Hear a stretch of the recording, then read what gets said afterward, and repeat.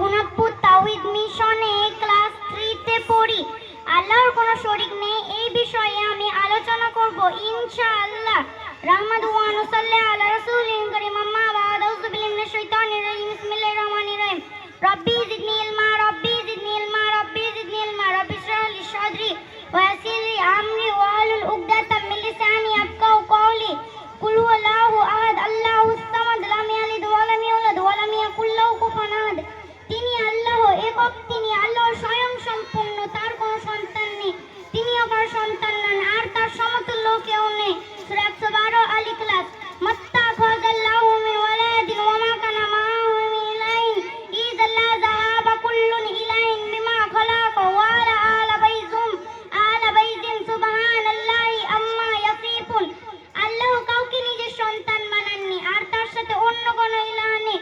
যদি অন্য কোনো ইলাহ থাকতো তবে প্রত্যেক ইলাহ নিজে যা সৃষ্টি করেছে তা নিয়ে আলাদা হয়ে যেত এবং একজনের উপর আরেকজন কর্তৃত্ব করতে চাইতো। লোকেরা মন গড়া ভাবে তার প্রতি যা কিছু আরোপ করছে তিনি সেগুলো থেকে মুক্ত, পবিত্র। সূরা 23 আল মুমিনুন 91।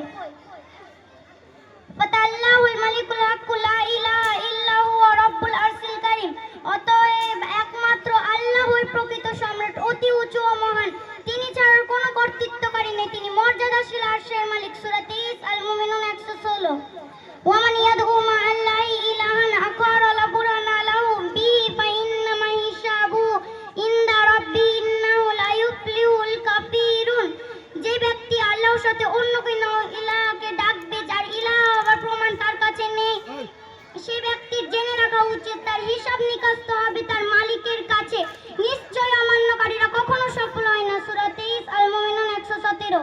ইন্নাল্লাহা লা ইয়াগফিরু আন ইউশরাকা বিহি ওয়া ইয়াগফিরু মা দুনা যালিকা লিমান ইয়াশাউ ওয়া মান ইউশরিক বিল্লাহি ফাকাদ ইফতারা ইসমান আযীম। আল্লাহ কিছুতেই ক্ষমা করেন না তার সাথে শিরক করা হলে। এছাড়া অন্য